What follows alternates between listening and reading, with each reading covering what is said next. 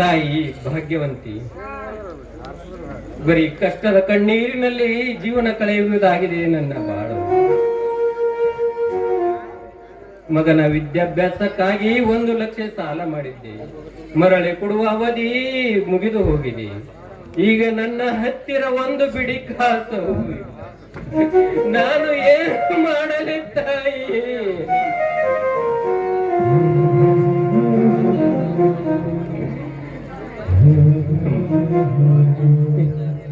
ಇದ್ದ 2 ಎಕರೆ ಹೊಲದಲ್ಲಿ ಬೆಳೆಯೂ ಸರಿಯಾಗಿ ಬರುತ್ತಿಲ್ಲ.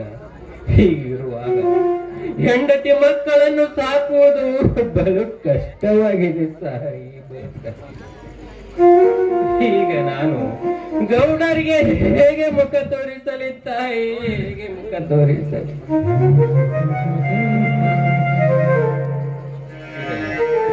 ಯಾವುದೇ ಕಷ್ಟ ಬಂದರೂ ನನಗೆ ಬರಲಿ, ನನ್ನ ಹೆಂಡತಿ ಮಕ್ಕಳಿಗೆ ಯಾವ ಕಷ್ಟವೂ ಬಾರದು. ಸೀತಾ, ಸೀತಾ,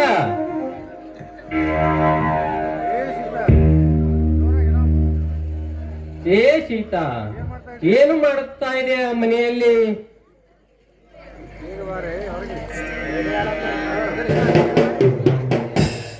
ಬೇಗನೆ ಬಾ ಸೀತಾ, ಏನು ಮಾಡುತ್ತೀರ ಮನೆಯಲ್ಲಿ?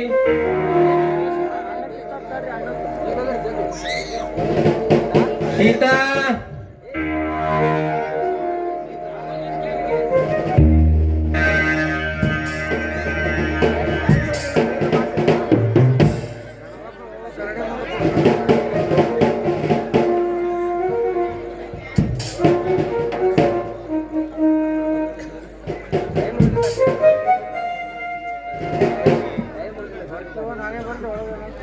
ಸೀತಾ, ಹೊರಗೆ ಬರುತ್ತೆ. ನಾನೇ ಮನೆಯಲ್ಲಿ ಬರಲಿ? ಏನು ಮಾಡುತ್ತೀರಿ ಮನೆಯಲ್ಲಿ?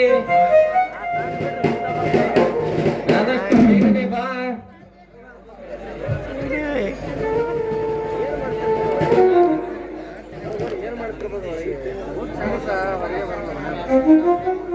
ಸೀತಾ, ಏನು ಮಾಡುತ್ತಿರಬಹುದು ಮನೆಯಲ್ಲಿ? ಸಮಯ ಬಹಳ ಆಗಿದೆ, ಮನೆಯಲ್ಲಿ ಮಕ್ಕೊಂಡಿರ್ಬೋದು. ಎಬ್ಬಿಸ್ಕೊಂಡ್ ಬರ್ತೇನೆ ನೋಡು.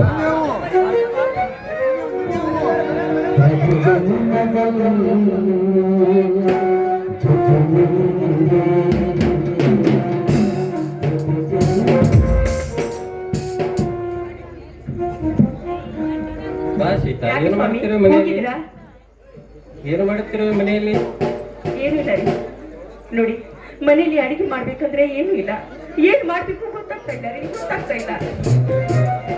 ಸೀತಾ, ಈಗ ನನ್ನ ಕೈಯಲ್ಲಿ 1 ಬಿಡಿ ಕಾಸವೂ ಇಲ್ಲ. ಹಣ ಇಲ್ಲದಿರುವಾಗ ಕಷ್ಟದ ಮೇಲೆ ಕಷ್ಟಗಳು ಬರುತ್ತಿವೆ ಸೀತಾ. ಈ ಜೀವನವೇ ಸಾಕಾಗಿ ಹೋಗಿದೆ ಸೀತಾ. ಸೀತಾ, ನಾನು ನಿನಗೆ ಬರೀ ಕಷ್ಟಗಳೇ ಕೊಡುವಂತಾಗಿದೆ ಸೀತಾ. ದಯವಿಟ್ಟು ಇಂತ ಮಾತಾಡಬೇಡಿ, ನೀವು ದಯವಿಟ್ಟು ಹೀಗೆಲ್ಲ ಮಾತಾಡಬೇಡಿ. ನೋಡಿ, ನೀವು ನನ್ನ ಪಾಲಿಗೆ ದೇವರು ರೀ. ನಿಮ್ಮ ಕೈ ಹಿಡಿದ ಸೌಭಾಗ್ಯವತಿ ನಾನು. ಅಷ್ಟೇ ಅಲ್ಲ, ಎಂತ ಕಷ್ಟ ಬರಲಿ ಸುಖ ಇರಲಿ, ನಿಮ್ಮ ಕೈ ಹಿಡಿದು ಬಾಳೋದು ನನ್ನ ಧರ್ಮ ರೀ, ನನ್ನ ಧರ್ಮ. ನೀನು ನನ್ನ ಹೆಂಡತಿ ಅಲ್ಲ, ನನ್ನ ಪಾಲಿನ ದೇವತೆ ಸೀತಾ.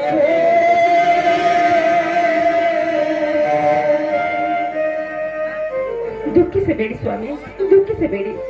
ಎಂದಿದ್ರು ಎಂತ ಕಷ್ಟ ಇದ್ರು ನಾನು ನಿಮ್ಮ ಕೈ ಬಿಡುದಿಲ್ಲ, ನಿಮ್ಮ ಕೈ ಬಿಡುದಿಲ್ಲ.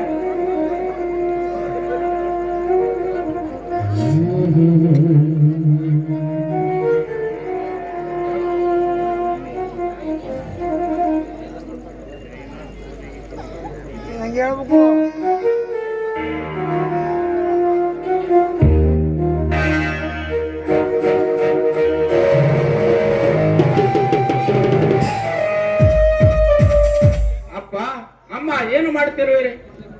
ಏನಿಲ್ಲಪ್ಪ, ಸುಮ್ಮನೆ ನಿಂತುಕೊಂಡಿದ್ದೇವೆ. ಅಪ್ಪ, ಅಮ್ಮ, ಏನು ನಿಮ್ಮಿಬ್ಬರಲ್ಲಿ ಗಂಡಿನ ನೀರು ಬಂದ ಹಾಗೆ ಕಾಣಿಸ್ತಿಲ್ಲ? ಪರಶು, ಏನೂ ಇಲ್ಲಪ್ಪ. ಆ ದೇವೇಗೌಡ ಹತ್ರ ನಾವು ಸಾಲ ಮಾಡಿದೀವಿ. ಆ ಸಾಲ ತೀರಿಸುವ ಕಾಲ ಈಗ ಬಂದಿದೆಯಪ್ಪ. ಹೀಗಿರುವಾಗ ಮನೆಯಲ್ಲಿ ಅಡಿಗೆ ಮಾಡ್ಬೇಕಂದ್ರೆ ಏನೂ ಇಲ್ಲ, ಅದೇ ದೊಡ್ಡ ಚೇಂಜ್ ಆಗ್ಬಿಟ್ಟಿದೆ. ಹೌದಪ್ಪ. ಮನೆಯಲ್ಲಿ ಗೋಧಿ ಜೋಳ ದವಸ ಧಾನ್ಯಗಳು ತರಲು ಕೈಯಲ್ಲಿ ಹಣವೇ ಇಲ್ಲದಂತಾಗಿದೆ ಅಪ್ಪ ಅಮ್ಮ, ನಿಮ್ ಈ ಪುಂಡ ಹುಲಿ ಪರಶುರಾಮ ಇರುವ ತನಕ ನಿಮಗೆ ಯಾವ ಕಷ್ಟ ಬಾರದಂತೆ ನೋಡಿಕೊಳ್ಳುತ್ತೇನಪ್ಪ. ಇಷ್ಟು ವರ್ಷಗಳ ದಿನ ನೀವು ದುಡಿದು ನನ್ನನ್ನು ಸಾಕಿದ್ದೀರಿ. ಇನ್ನು ಮೇಲೆ ನನ್ನ ತೋಳಿನಲ್ಲಿ ಶಕ್ತಿ ಇರುವ ತನಕ ನಿಮ್ಮಿಬ್ಬರನ್ನು ನಾನು ಸಾಕುತ್ತೇನಪ್ಪ, ಸಾಕುತ್ತೇನೆ. ತಿನ್ನಲು ನಮ್ಮ ಹೊಟ್ಟೆಗೆ ಅನ್ನವಿಲ್ಲದಿದ್ದರೂ ಪರವಾಗಿಲ್ಲಪ್ಪ. ಮೊದಲು ಆ ದೇವೇಗೌಡ ಕೊಟ್ಟ ಸಾಲ ಬಡ್ಡಿಯನ್ನು ಆದಷ್ಟನೇ ಬೇಗ ತೀರಿಸಬೇಕಪ್ಪ. ಅವನು ಮೊದಲೇ ಬಹಳ ಕೋಪಿಷ್ಟ, ಗೋಮುಖ ವ್ಯಾಘ್ರವಿದ್ದಂತೆಪ್ಪ. ಆಯ್ತಪ್ಪ, ನಾನು ಆ ದೇವೇಗೌಡನ ಸಾಲವನ್ನು ತೀರಿಸುತ್ತೇನೆ. ಆಯ್ತು ತಾನೆ? ಆಯ್ತಪ್ಪ, ಹಾಗೇ ಆಗಲಿ.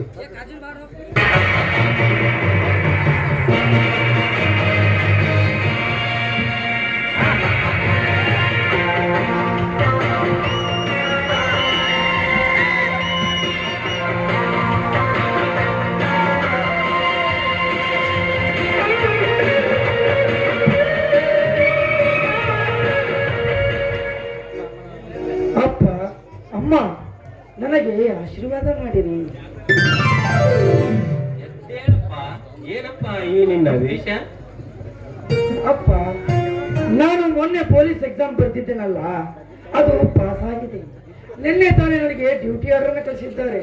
ಇಂದು ನಾನು ಡ್ಯೂಟಿಗೆ ಜಾಯ್ನ್ ಆಗಿದ್ದೇನೆ. ರಾಜೇಶ, ನೀವ್ ಹೇಳ್ತಿರೋ ಮಾತನ್ನು ಕೇಳಿದ್ರೆ ಅದೆಷ್ಟು ಸಂತೋಷ ಆಗ್ತಿದೆ ಗೊತ್ತೇನೋ. ನೀ ನೌಕರಿ ಬಂದ್ರೆ ನಮ್ಮ ಈ ಜೀವನ ಬಂದಿರ್ತಾ ಇದ್ದಪ್ಪ, ಅಷ್ಟೊಂದು ಸಂತೋಷ ಆಗ್ತಾ ಇದೆ ನನಗೆ. ನಮ್ಮ ರಾಜೇಶ, ನಿನ್ನ ಪ್ರಯತ್ನಕ್ಕೆ ಪ್ರತಿಫಲ ಸಿಕ್ಕಿತು ನೋಡು. ಪ್ರಯತ್ನ ಪಟ್ಟರೆ ಏನು ಬೇಕಾದರೂ ಸಾಧಿಸಬಹುದೆಂದು ಮತ್ತೆ ಸಾಧಿಸಿ ತೋರಿಸಿದೆ. ನಿನಗೆ ಪ್ರಯತ್ನಕ್ಕೆ ಪ್ರತಿಫಲ ಸಿಕ್ಕಿತು. ನಿನಗೆ ಒಳ್ಳೆಯದಾಗಲಿ ತಮ್ಮ ರಾಜೇಶ. ಹೌದಲ್ಲ, ನಿನ್ನ ಮಾತು ಸತ್ಯವಿದೆ. ತಮ್ಮ ರಾಜೇಶ, ನೀನು ಈಗ ಪೊಲೀಸ್ ಆಫೀಸರ್ ಆದ ಮೇಲೆ ಬಂಡ ರಾಜಕಾರಣಿಗಳ ಜೊತೆ ಕೂಡಿ ಲಂಚಕ್ಕೆ ಕೈ ಹಾಕಬಾರದ ತಮ್ಮ. ಲಂಚ ಕೊಟ್ಟು ಮಂಚಕ್ಕೇರುವ ಈಗಿನ ರಾಜಕಾರಣಿಗಳ ಜೊತೆಗೆ ಸೇರಿ ಅವರಿಗೆ ಒತ್ತಿ ಬುದ್ಧಿ ಕಲಿಸುವ ನಿಷ್ಠಾವಂತ ಅಧಿಕಾರಿಯಾಗಬೇಕಪ್ಪ ತಮ್ಮ ರಾಜೇಶ. ಹೌದಪ್ಪ, ಅನ್ಯಾಯದ ಮಾರ್ಗಕ್ಕೆ ಬೇಡಿ ತೊಡಿಸಿ ನ್ಯಾಯದ ಮಾರ್ಗಕ್ಕೆ ಕೈ ಜೋಡಿಸಿ ನ್ಯಾಯದ ಪರವಾಗಿ ಹೋರಾಡಬೇಕು ನೋಡಪ್ಪ. ಅಪ್ಪ, ದುಡ್ಡಿನಿಂದ ಮನುಷ್ಯರನ್ನು ಕೊಂಡುಕೊಳ್ಳುವ ಈ ಕಾಲದಲ್ಲಿ ನಾವು ನಿಷ್ಠೆಯಿಂದ ಬದುಕಬೇಕೆಂದರೆ ಹೇಗೆ ಸಾಧ್ಯವಪ್ಪ?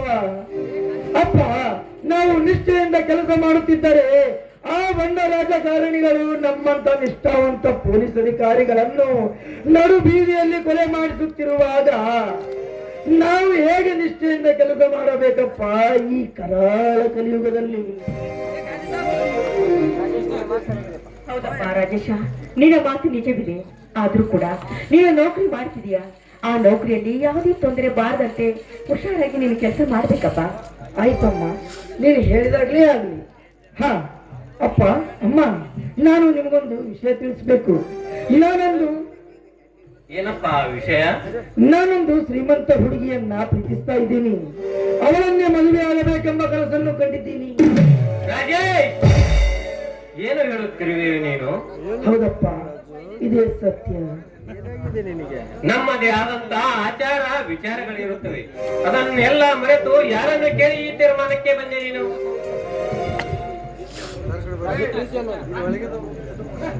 ಹೌದಪ್ಪ ರಾಜೇಶ, ನೋಡು, ನಮಗೆ ಆಸಕ್ತಿಗೆ ತಕ್ಕಂತವ್ರಿಗೂ ನಾವು ಇಷ್ಟಪಡ್ಬೇಕು. ಅದನ್ನು ಬಿಟ್ಟು ಯಾಕಪ್ಪ ಶ್ರೀಮಂತರ ಜೊತೆಗೆ ನಮ್ಮ ಸಹವಾಸ? ದಯವಿಟ್ಟು ಆ ತಪ್ಪನ್ನು ಮಾತ್ರ ಮಾಡಬೇಡಪ್ಪ, ಮಾಡಬೇಡ. ದಯವಿಟ್ಟು ಆ ಹೆಣ್ಣನ್ನು ಮರೆತು ಬಿಡು ನೀನು. ತಮ್ಮ ರಾಜೇಶ, ಅಪ್ಪ ಹೇಳುತ್ತಿರುವುದು ನಿಜವಿದೆ.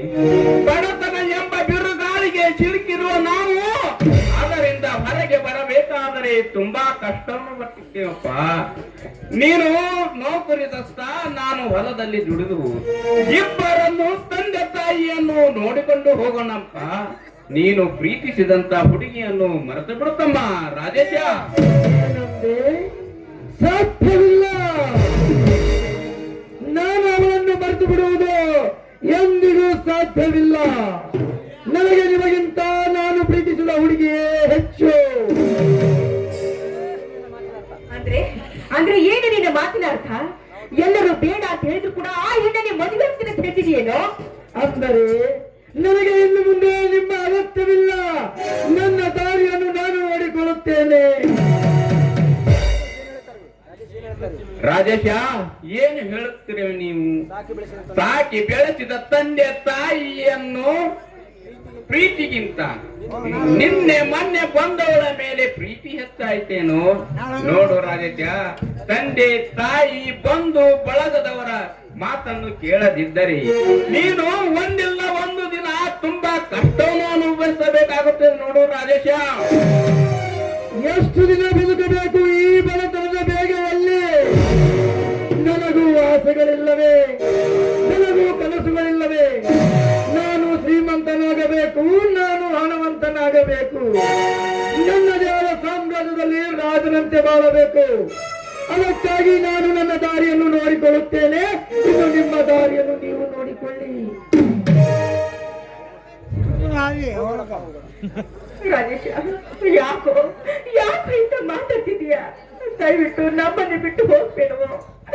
ದಯವಿಟ್ಟು ದೂರ ಸರಿಯಿರಿ. ನಿಮ್ಮ ಮಾತನ್ನು ನಾನು ಕೇಳುವುದಿಲ್ಲ. ನನಗೆ ಇನ್ನು ಮುಂದೆ ನಿಮ್ಮ ಅಗತ್ಯವಿಲ್ಲ. ನನ್ನ ದಾರಿ ನನಗೆ, ನಿಮ್ಮ ದಾರಿ ನಿಮಗೆ. ಕಡಲ ತಾಯಿಗೆ ಒದ್ದು ಹೋಗುತ್ತೇನೋ ಮಗನೇ? ನಿನ್ನನ್ನು ಇಂಚಿಂಚು ಕಳೆದ ಮೇಲೆ ನನ್ನ ಮನಸ್ಸಿಗೆ ಶಾಂತಿ ಮಗನೇ. ಏನು ಎಂತ ಕೆಲಸ ಮಾಡ್ತಿದ್ಯಾ? ತಮ್ಮನ ಮೇಲೆ ಕೈ ಮಾಡ್ತೀಯೇನೋ?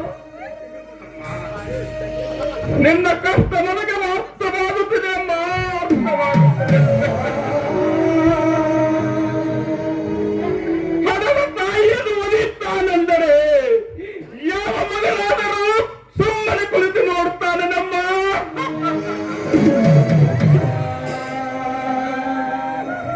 ಅಮ್ಮ, ನಿನ್ನ ಮನಸ್ಸಿಗೆ ನೋವಾಗಿದ್ದರೆ ಇನ್ನ ನನಗೆ ಹೊಡಿಯಮ್ಮ.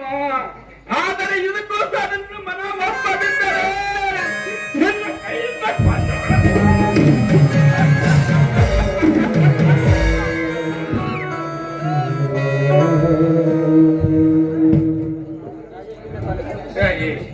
ನಿನ್ನ ಕಾಲೇಜು ಕಲಿಸುವುದಕ್ಕಾಗಿ 1 ಲಕ್ಷ ಸಾಲ ಮಾಡಿದೆ.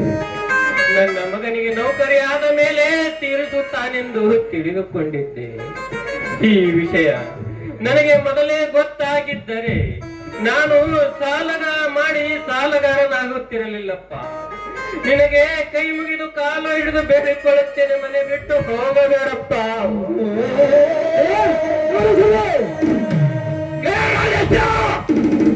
ಸಾಲ ಮಾಡುವಂತ ನಾನು ನಿಮಗೆ ಹೇಳಿದೆನ?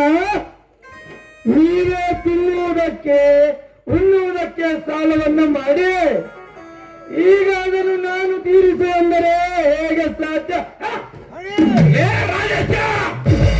ನನ್ನ ಮಗನೇ, ನಿನ್ನ ವಿದ್ಯಾಭ್ಯಾಸಕ್ಕಾಗಿ ಲಕ್ಷಾನುಗಟ್ಟಲೆ ಖರ್ಚು ಮಾಡಿ ಕಲಿಸಿದ ತಂದೆ ತಾಯಿಗೆ ಒತ್ತು ಹೋಗುತ್ತೇನೋ? ಇಷ್ಟೆಲ್ಲ ನಿನ್ನಿಂದ ಹೊಡೆಸಿಕೊಂಡರು.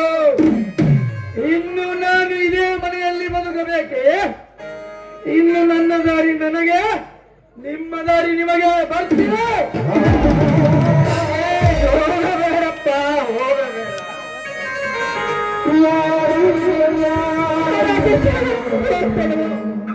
ದಯವಿಟ್ಟು ನನ್ನ ಮಾತು ಕೇಳಿ ರಾಜೇಶ.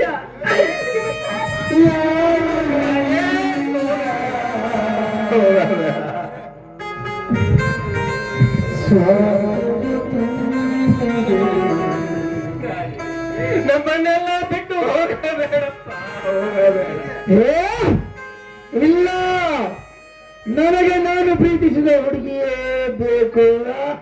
ಹೇಳತಮ್ಮ, ನಾನು ನಿನಗೆ ಹೊಡೆದಿದ್ದೆ ಆದರೆ ನನ್ನನ್ನು ಕ್ಷಮಿಸಿಬಿಡು ರಾಜೇಶ. ನಮ್ಮ ಮನೆಯಿಂದ ಹೊರಗೆ ಹೋಗಬೇಡಪ್ಪಮ್ಮ, ಹೊರಗೆ ನನಗೆ ಹೊಡೆದು ತಪ್ಪು ಮಾಡಿದ್ದೀಯ. ನಾನಿನ್ನು ಇಲ್ಲಿ ಇರಲಾರೆ, ನಾನಿನ್ನು ಬರುತ್ತೇನೆ. Good bye.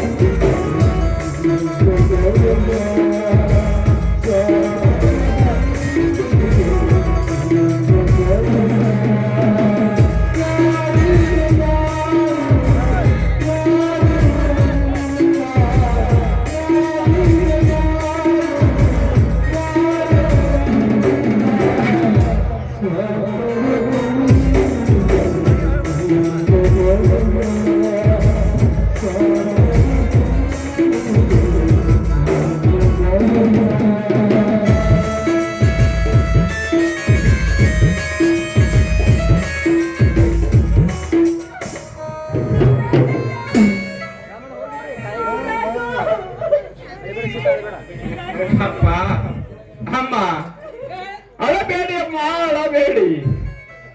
ಅವನು ಹೋದರನಾಯ್ತು. ನಿನ್ನ ಮಗ ಪುಂಡ ಹುಲಿ ಪರಶುರಾಮ ಇನ್ನೂ ಜೀವಂತವಾಗಿದ್ದನಮ್ಮ, ಜೀವಂತವಾಗಿದ್ದಾನೆ. ನಿಮ್ಮಿಬ್ಬರನ್ನು ನಾನು ಹಗಲು ರಾತ್ರಿ ದುಡಿದು ನಿಮ್ಮಿಬ್ಬರನ್ನು ನಾನು ಸಾಕುತ್ತೇನಮ್ಮ, ಸಾಕುತ್ತೇನೆ. ನೀವೇನು ಚಿಂತೆ ಮಾಡಬೇಡಮ್ಮ.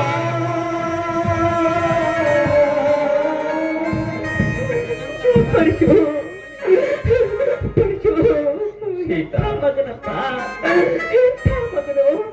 ನಿನ್ನಂಥ ಮಗನನ್ನು ಪಡ್ಕೊಡುದ್ನಲ್ಲ, ನಾನು ಪುಣ್ಯ ಮಾಡಿದ್ನು, ನಾನು ಪುಣ್ಯ ಮಾಡಿದ್ನು. ಸೀತಾ, ಹೋದವರು ಹೋಗಲಿ ಬಿಡು ಸೀತಾ. ಆ ದೇವರು ನಮ್ಮ ಹಣೆ ಬರದಲ್ಲಿ ಏನು ಬರೆದಿರುತ್ತಾರೋ ಹೋದವರು ಹೋಗಲಿ ಬಿಡು ಸೀತಾ, ಹೋಗಲಿ.